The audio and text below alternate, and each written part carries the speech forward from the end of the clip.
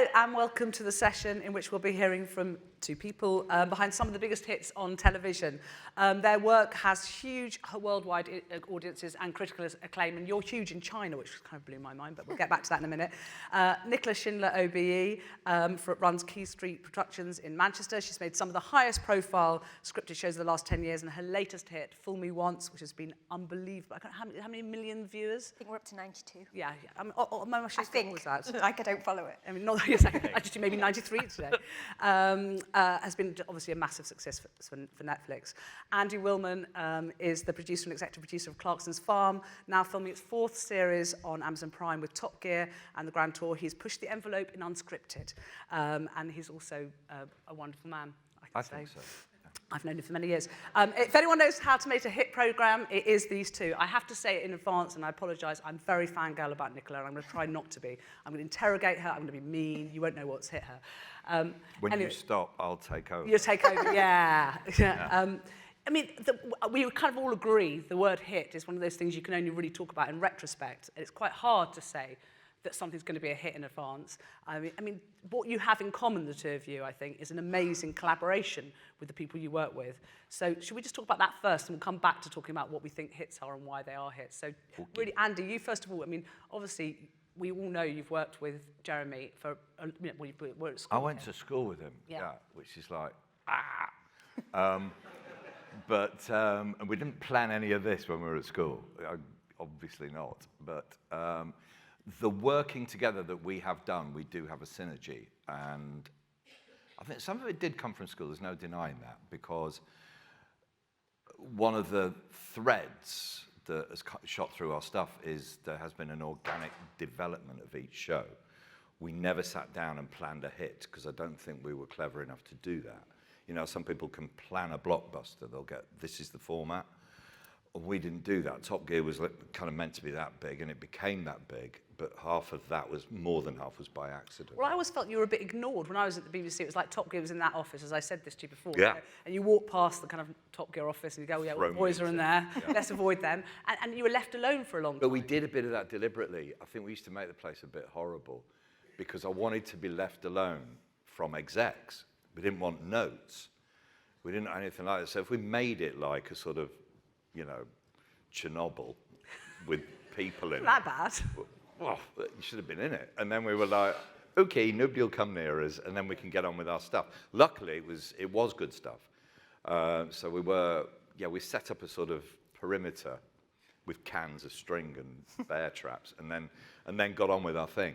I mean, you've concentrated on being very close to one person and that relationship in terms of creatively, but I actually think what you and Nicola both do is you look through Jeremy and through that prism of Top Gear initially and then all the Amazon shows, you know, to a really wide range of human emotions. Well, Jeremy's like, our world is unscripted compared to your scripted one, and one of the big keys, Farm, Top Gear, Grand Tour, is Jeremy's like a print journalist, a tabloid print journalist first and foremost, trained at the Rotherham Advertiser, and like that element never left him. So things like attention span and your darlings have got to be killed, etc., etc., it's just meat and bread to him. If I send him a cut of a film and I go, 10 minutes needs to come out of that, he'll go, right, you know. If I send it to James May, he'll go, can we put 10 more in of me? You know, you're like, okay. There's a completely different approach to it. So we both had that sort of, the print journalist thing has gone through everything that we do, which in an unscripted world keeps you on track, because then you obsess about your attention spans. But you've also bought a license over time to be much more emotional, because I think that's where, I mean, I think the print journalism, I get that, and you're right, but you know, in a weird way, that's the same as you do with storytelling in drama. You're looking for the story, and it's not that different in terms of print journalism. Where's the story? How can I tell the essence of this story? Would you agree? Yeah, totally. It's all about brilliant stories. But it's really interesting, because I think the people I collaborate with do exactly the same, which is they are passionate about television, and they want to make really good, popular shows. So if you say to them, it's too long, then they you know, you have to throw out some things that they love, but these are people who understand television. So they understand, like for example with Russell T Davies, who I've worked with a lot, he started out storylining on soaps. So he instinctively knows how to keep an audience, how to pull an audience, how to set up story. It's it's an art, but it's a bit of a science as well. It's interesting you mentioned that because one of the things we've talked about before is about not being snobby in television. Yeah. And I think there's been a lot of, and I think you've suffered this a bit historically with Top Gear initially. Yeah. And the fact that you've been nominated for countless BAFTAs and not yet won one. I think that snobbishness needs to go. Station, yeah. Yeah. Well, maybe not. You never know. You could still get a, what is it, Lifetime Achievement Award or something.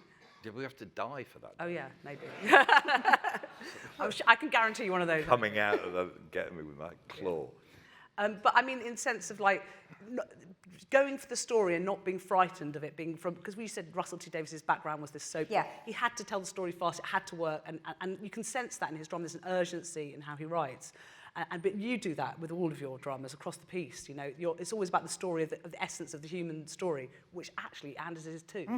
I love those programmes because I'm totally engaged in whether a pig's going to die or not. Oh, no, but don't. I mean, but it's a story. It is a story. It's telling. Oh yeah, no, we follow those principles. I think the difference is where we would not have the skill that you have, that we're like, God, how'd you do that? Is you plan and then commit, whereas we just film everything and then keep what we want, which is, by any standards, has got to be a lesser skill than what you're doing. But you've got a unique situation, Andy. I mean, that's most people, I mean, when people look and think, how can I get a hit like Andy? I mean, we discussed this before. Being replicable in what you're doing is really hard. I mean, how many people have got the equivalent of a talent like that? I mean, I know you've got talents in your writers, but you can you have a license now where you can shoot the way you want to shoot and achieve the way you want to achieve. But that's because you've looked intensely at, you know, one person and through them told their story. Yeah, and we're very Coldface forever and ever. You know, we like, Jeremy and I are like, it's like we're sort of a couple of old blokes who started a baker's shop, and then we end up, it like Top Gear, and then it becomes like the size of Selfridges, and we're like, oh fuck.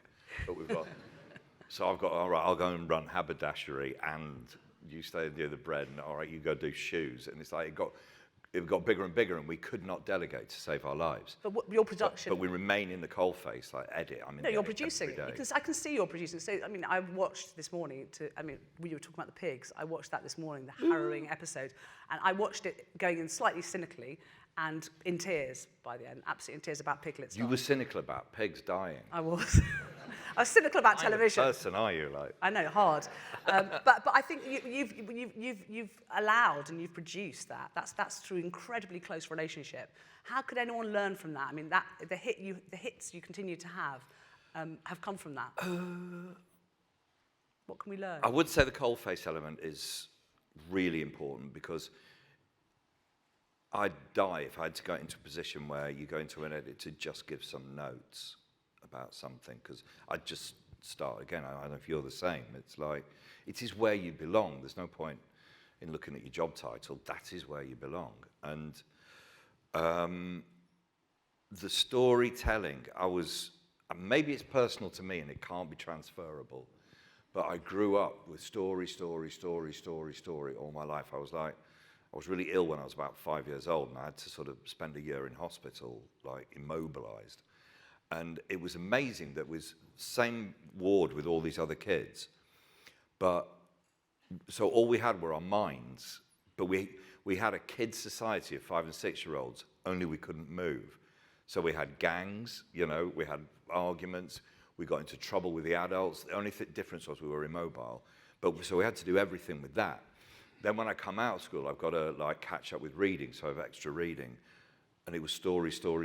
And in the North as well, is there not a natural ability with telling stories with dark humour and as you put in every brilliant thing you do, there's an affinity with it. So if you love story, like people go, do you like cars? 4 fucking times I failed my driving test. So, not really, no, but Top Gear was a vehicle for cars. Yeah, it was a way in. It's a narrow in to tell a wider story. But going back to the notes point, I think that's an interesting thing, because I think one of the things that really impresses me, and we were just talking about it before, is you and how you're in the edit, you're watching all the rushes, well, you're in the edit all the time, and you're watching all the rushes all the time, which obviously from an unscripted perspective is mind-blowing, and I think would kill us if we were to do that. But you're watching it because you want to keep so close to the action. Why? What do you think you're adding to it by doing that? Tell me why you do that in the process, because you're watching rushes every day. Yeah, I don't think there's a different way of doing it, really, because from the very beginning, when something's an idea and it becomes a script, my job is to make sure it's told in the best possible way it can. So as soon as a production team comes on board and there's a director, I have to then see that the story and what the writer wanted and the authored voice is still translating to the screen, because there can be such a disconnect between a script and the end result. You have to make sure that you're getting the best, because I owe it to the writer and I owe it to the script to get the absolute best. So I can see quite quickly whether we are achieving what we set out to achieve, or whether sometimes something better is being added to it by the production team. Sometimes it's being taken away from what it was meant to be. And I need to stay on top of it to make sure that we're delivering what is in that script. How can you tell what a good script is? It's- Because those words are so flat on a page. Walk into a room. It's taste, isn't it? It's instinct. Just because I think something's a good script doesn't mean it is a good script. And there is no right and wrong. But you can tell whether it's a bad one or a good one. I think you can, yeah. I think you can, because you can tell, is that a story that grips me? Is it amusing? Because I think even in the darkest scripts that I've done and the darkest stories I've done, there's always a sense of humour, because that keeps an audience. I'm constantly thinking about, what do people want to watch? What audience am I making this for? You know, is it understandable? Is the story that we want to tell understandable? And also, more and more, when there's more and more telly, my job is to make sure something is surprising constantly. So I can tell quite a straightforward story. I like big mainstream thrillers. I like big mainstream stories. But I have to surprise the audience constantly. Well, Harlan's talking about twists and turns. It's all about the twists and turns, and about you discussing how to do the twists and turns. But a lot of your work seems to be so collaborative. I mean, I did a tiny minute in drama, and I found it just overwhelmingly collaborative. Couldn't bear it because I'm a dictator. So, but I'm so impressed by your collaborative approach. And how can you advise other people or talk about? I mean, you're obviously very, you know, you're humble in how you come across, and you've got a lovely manner. Do you think that helps with the writers' egos and the teams you're having to work with? I don't know that it's anything about me. I think it's about listening to what the good ideas are and making sure they get through. So, there's loads of people on a production team. There's sometimes lots of writers. There are notes that you get from execs and from people who are paying for it, so you have to listen. My job is to filter them all and to make sure that the good notes get through to the right people, and that notes that might take it off in a different direction, that we interrogate why those notes are being given as opposed to just do those notes. So I think so long as I have sat with the person who originates it, whether that's a director or mostly a writer or the producers, and we make sure we understand what it is we want to make, then I can make sure that no notes take us off in a different direction, unless it's better. We always say, if a note makes something better, not different, then we'll do it immediately. I mean, it strikes me that what you both have, and Andy will be shocked that I say this of him, but that you have very low ego when it comes to it. I mean, you're willing to do the incredible producing job you do and have done for many, many years. And although I know there's a bit of calling Mr. Wilman and a bit of text, but of recent, that is recent in Grand Tour times, isn't it? But I think you're quite happy to do the work and pass the credit elsewhere. You seem to be very happy to coordinate, you know, a lot of people's needs. You're talking about the writers' needs and stuff. I mean, it's a humble and collaborative approach that's led to you having those hits, but also you've just taken your ego out of it to a large degree. I don't know. I think that's been very nice, because I think if I didn't believe that my opinion was right, then I wouldn't be able to make those decisions. So I have to have some kind of confidence. I think I've always had confidence in storytelling and in what I think is good, and I've always watched masses of television. So I've always taken that in as to understand why something's really popular. You know, I grew up with the soaps on the whole time, and I think that's such a brilliant education. And that's sometimes put into a category of like lowbrow television. To me, that's just television, and that's, you know. But did you find yourself like deconstructing how they go together? Do you know, I did really early on. Always, my mum would always turn to me and go, "What happened? Why is she saying that? Who's going to?" And I would always say, "Oh, I think she said that because they're going to end up together, or this is going to happen." So I know I've got an instinct for story. And one of the things you did, when you just touched on it, but it's that lack of snobbishness in the industry, which I think is really important to talk about, because I think for too long there's been a sense that that's not good enough, that kind of television, and you've certainly suffered from that historically. But you know, what's the right television? I mean, Fool Me Once was critically not that well received. I think it's fair to say most, not all totally, but look at the ratings. You know, so how do you cope with that? How do you deal with that? I would much prefer to have 92 million people watching it than have a good review in The Guardian. Sorry, but that's the truth. I want as many people as possible to watch what I do and to enjoy what I do. The point of it is that people watch it. The point of it is not to get patted on the back. I actually think Fool Me Once did get some good reviews, though, so it does impact a little bit. Yes. But no, it's just about making people watch television. You know, making people, and I mean, not making people, bringing people to it so they enjoy what you're making. I mean, and it can still be educational, it can still be different. I think it's a something sin. like it's a sin, I yeah. mean. I was just thinking, yeah, that's a really difficult subject matter, but from the minute we set out to do that, and this is Russell's voice, and my job then was to make sure Russell's voice stayed protected, because he said, from the very beginning, I have to make you fall in love with this group of boys, and you have to see that they're just like anyone else and they just wanted a good time, rather than start in an AIDS hospital where you understand all the stakes, and which television likes to do, it likes to start on the biggest moment. And what he said is, no, you have to fall in love with the characters first. And that took a long time to get made because he stood by that creative That's really viewpoint. interesting, 'cause- And he was right. But you remember Mal Young famously saying once, everything should start with a fuck or a fight, which I have to say I've adhered to quite heavily in Unscripted. But that's obviously at odds with what you're sort of saying, which I think really It depends totally on the works. subject matter, though. Yeah. So, for example, with Fool Me Once or with the shows that we make for Netflix, often we do start at a big high moment of intrigue, not necessarily drama, but intrigue, and then you work your way. How did that happen? Was that in the past? Is it in the future? You know, you start with intrigue. But now, actually, more and more when we're looking at plotting thrillers, we're trying not to start at that moment, because I do think that you need to draw people in. Ultimately, it's about characters. It's about emotions. So for me, all of your Yeah. dramas have the similarity, and this is where you're incredibly similar as a programme maker. So maybe this is what hits are. I mean, maybe we can all say that's what it is. It sounds very easy to say that. It's about the emotions. It's very, very emotional, your stuff. It's however we're going in, if it's kind of, even if hyper emotional, like Fool Me Once, which is fun, so much fun to watch, or deeper, human emotions are how people are feeling about their sexuality or life with It's a Sin, or whatever it is. It is always emotional. That feels to me like it's an instinctive thing for you, that not something that you can go and learn at college or learn through journalism. And the same with you, Andy. Would you say that emotions is... What? And there we see the insight... I'm pleased we engrossed you. What, the male brain? Of the male brain, exactly. What? Yeah, a speedboat has just gone through it. No, I was actually thinking, I'm going to ask a question. Go on. It was actually the start of Happy Valley when that, to your point about openings, it starts in a playground effectively, doesn't it? With a kid. And she's trying to talk him down. And then she goes, oh, okay. And I remember as soon as she said that, I thought, she's in complete control when she said that. It was that okay was a big deal to me. But it was a bold way to open a sort of shitty playground. Yeah, and even more than that, she actually opened it with her buying some sunglasses, which she didn't quite She understand. did, yeah. Because she knew she was about to be in front of someone who might set themselves on fire. Yeah. So, yeah, and it was, we almost didn't know whether it would end up where a character actually says, here's everything I am, and here's who I am, and here's what my whole background is. It was almost a bit too on the nose, but actually when you then put Sarah Lancashire in it, and she does it so well, and we had a brilliant director called RTS London who just set it so fantastically. It just pulled you in rather than like gave you too much up front. But you're not scared. I mean, you're not scared to do that. I mean, I think, but that's interesting because this industry, particularly now, but has always historically been terrified. I'd say that was the word I'd use to describe pretty much all the broadcasters. Is everyone's a bit scared and a bit worried, and will they get caught out? Will their thing work? And I think as running your own company and being as a producers, not being scared is what you do really well.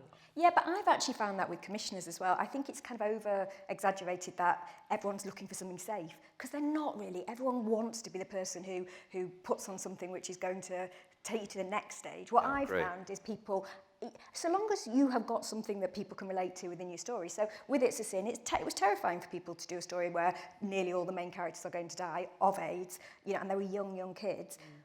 But we gave them just enough human emotion into relationships, friendships, and we also gave them parents so people could relate to that. They didn't have to have been young at that time or gay or in London. You knew what it was like to talk to your parent. Then there's enough for people to grab hold of, and then you can take them into all kinds of wild places. And you can take your commissioner along with you. I don't think I've ever been told, it's too scary or it's too dangerous. So long as it's grounded in some way. I mean, surely you've been told most of the stuff you do is too scary and too dangerous. Well, was definitely. Well, it's always afterwards when we ring up. Yeah, we don't throw people into cars and things. Yeah. No, it's always afterwards. And you just have to stand your ground there, because we have actually done all the risk assessment. What we get annoyed at, if there's a culture of accident prevention and we're like, no, it's mitigation, when one of them eventually crashes, have we got everything in place? Not, shall we not do something in case they crash? That was a point of difference for us. Done it too much now, but so it's another reason it's time to end. But were you ever scared, Andy? Was there a moment when you were scared when you were starting making early days of Top Gear? Or do you think you just got left alone and therefore it didn't? No, we didn't really think about it. I mean, Richard's first big crash was a real wake-up because I remember driving up the M1 thinking, fuck me, it's a TV show. And I just ran the hospital and they went, he's in intensive care and we don't know if he's going to make it. And you're like, we've done everything, so you're not thinking about who's to blame or anything like that, because everything was in place. But you just think, he's got a wife and 2 children, what are we doing? And that fear was, for him, there was the fear, and the fear that, the helplessness, obviously, because they won't tell you any more on the phone, you don't give you any detail. And you're stuck in traffic and you're like panicking and you're thinking, what's the point of what we do? What is the point? And we did have a good chat up, me, Jeremy, like, God, should we bother with this? James was going, I've got that road test of that Bugatti next week, it's 230 miles an hour. And I was like, not fucking now, James. And he's like, the engineering's perfect. I was like, fuck off right now. So, yeah, it was our dysfunctional family soon sorted itself out. I mean, I wonder how much you've had. I mean, Nicola and I have discussed this, but when people often think that, obviously Nicola is the big I am, but that people get commissions all the time and that it's kind of easy. And we were just saying it's all about failure, really, managing failure. Do you feel like that? Or with you, is it never about failure? Maybe because you're always dealing so closely to the subject, it's a slightly different proposition. We're very lucky because we've always gone from... We've never had to pitch, I suppose is what I'd say. Once we got the Top Gear show going, then that grew. Amazon wanted us. Amazon wanted us because they wanted to launch, and we were, to use Johnson's words, oven ready after a fashion. That we could get things set up, and as long as we were legally safe, we were there. The brief was give us Top Gear, but not Top Gear. But you took the same team with you, didn't you? Yeah, took pretty much everywhere. Took the same team, and then we got this deal come season 2, which is about 2019, and we were like, okay, we've done 3 series, we're good. Maybe we should call it, because we're always scared that we were going to go 1 series too far, and we should call. Our goal was that we land the plane, not put it in a cliff. It's like we do it, and Amazon could see that we were splintering. And they thought, what this lot are is some crap old rock band, actually. So you did the rock music. You did the rock music, and then you splintered on screen. Splintered, yeah. And they gave us all our own solo projects. So it'd be like, let's say it's Black Sabbath, and they're like, they're all arguing all day. We'll give the keyboard player, we'll give the drummer, we'll give everyone a solo album, and then they'll shut up and fuck off. And Jeremy's was The Farm. And then who knew? Who knew that was going to be like it is? So that was kind of handed to him in that sense. So failure then was going to come if The Farm screwed up. That was going to be the failure. The subscription to, I'm going to get my statistics wrong, to Amazon Prime is something like, I think it was in dollars, it was the American, was like $99, and that it cost $49 effectively to make Clarkson's Farm, but it was the most watched thing and actually paid for itself immediately, basically. Well, The Farm show? Yeah. Oh, yeah, I mean, it's one of the cheapest dollar That's what I mean. There's some clever statistic thing that they do, yeah. Because they're so open with their accounts and their viewing figures. So great when we sit down and share them. Not so. But yeah, that was the only one that was going to be like, can we pull this off? Amazon was scared. Jeremy was scared. I was scared because we thought, well, I know he's not going to phone it in. He'll put a shift in, but we were just scared it would be boring. I just have to say, watching council meetings, when even Jeremy's not there, I find myself fascinated. I'm on the edge of my seat watching a council meeting when you produce it. It really is quite extraordinary. It is impressive. But can I go back to, I want to just talk to you about failure, because I think failure is really important. Let's talk about failure. Success seems like an obvious thing to talk about. I mean, getting rejected, I think, you've been very transparent, at least to me, and I'm hoping you will with the audience. It's it's tough out there, and it's not any less tough, if not now, it's obviously tougher than ever before. How do you cope with it? How do you cope with the sense that that idea of that script is something you love so much? I think you just have to stick with the ones that you believe have been rejected because it's the wrong place and the wrong time. Because sometimes it's nothing to do with the project, it's to do with actually the people who you've gone to just don't want that particular thing, or they've got something very similar. So you have to believe in it. And then you keep going and you keep going and you keep going. And there's some that you have to listen to. If you're constantly rejected on an idea that you think is really good, you have to go back to the idea and say, hang on, is it saying what I thought it was saying? Could it be better? But you know, there's some really good projects which I have, which, you know, haven't been made. And I get rejections they're all listening, the time. and they're all going to come to you afterwards. Please. All the commissioners who are not making programs will say, I want those projects. What's your hit rate then, or getting accepted to good. offering out? Oh, I don't know, because I don't count. I think it's better that way. Yeah. Okay. To not know. Because it's not, again, it's not something that I don't sit out and say, we must pitch 20 projects this year and we have to get so many commissions. Some things get to the point where you think, this is brilliant, I want to share it. Some things never get there. You know, sometimes it's just an idea and someone gets very, commissioner gets very excited about it, so you get interest really early on. It happens differently. It's your confidence. I mean, what strikes me is that you believe in your ideas, and I get that. Some ideas you rest for ages, don't you? And you bring them back out when it feels right at that moment. Yeah. But the writers have to come alongside you, so it's not just you or your team. No. So before we did Happy Valley, me and Sally did Last Tango in Halifax. That was rejected for years before the BBC, and between BBC and ITV, before the BBC came back to us and said, have you still got that project? It's right for us now, yeah. Have you ever had a rejection, Andy, of any of your ideas in the last few years? Hey, let's have a think. No, but we've not pitched much.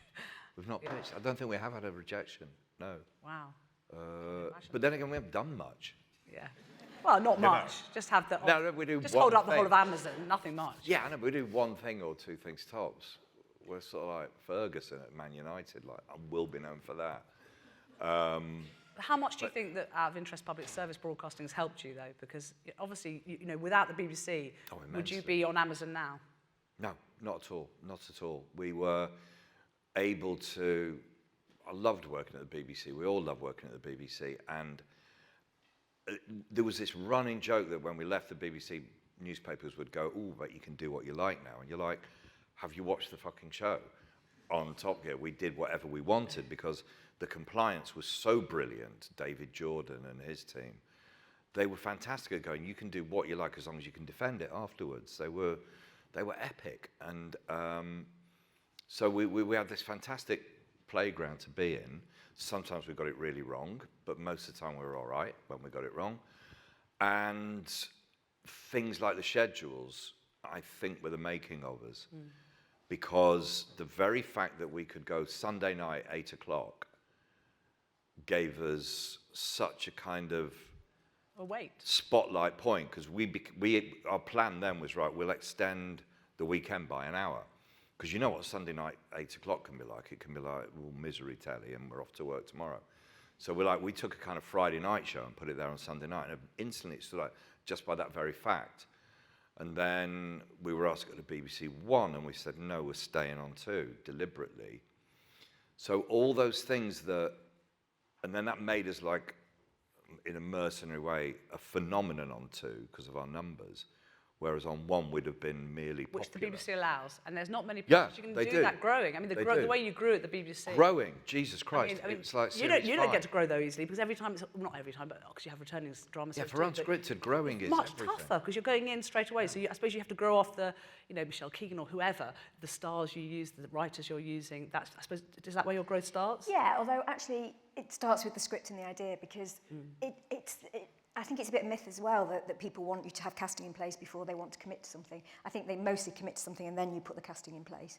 To get a returning series is just brilliant because then you can develop ideas and you can develop characters, but it's so rare now and it's so difficult now. And I think everyone's trying to figure out what a returning series looks like because it doesn't look like a story of the week anymore. That instinctively feels old-fashioned. So what can it be that can bring an audience back time and time? Well, it strikes me that the word hit, this is what it's meant to be about, and I don't think we've done a lot of it, but the word hit is something you can always do retrospectively. I mean, looking forward at this fragmented and complex market that we're operating in, where there's lots of different streams and ways of getting our stuff out there, what do you think will define for you, just for you, not for anyone else in the room, because they might disagree with you? What's a hit for you? for me personally, it's a show that we've made that feels like it's so tight and so good, and it appeals to people who want to watch it and are passionate about it and care about it and are very entertained by it, and never to forget that word of entertaining. So that's what it's regardless of how many people watch it. Yeah, and I'm assuming you'd agree. Would you like to add anything to that, Andy? No. And on that No, because insight, it is true. Yes. It is true. I've got one more question for you. Okay. You're out of time, my love, and I've done very well on time. And I Do want you Rachel to be pleased with me, and I don't want to get into trouble. So. All right. Do you prefer them one a week, or would you drop them all, or dropping them all at once? It depends what kind of show. But now I think I've always developed things, I've always made things which have a very strong serial story. So it's always about bringing people back. So whether they watch it once a week or watch it all at once, I don't care as long as they watch it. Oh. Okay, well, hopefully you've got an insight into what a hit We is. fangirled her. We did fangirl. I'm sorry about that. But thank you so much. And now over to Camilla Ahmed for the next session. Thank you. Thank you.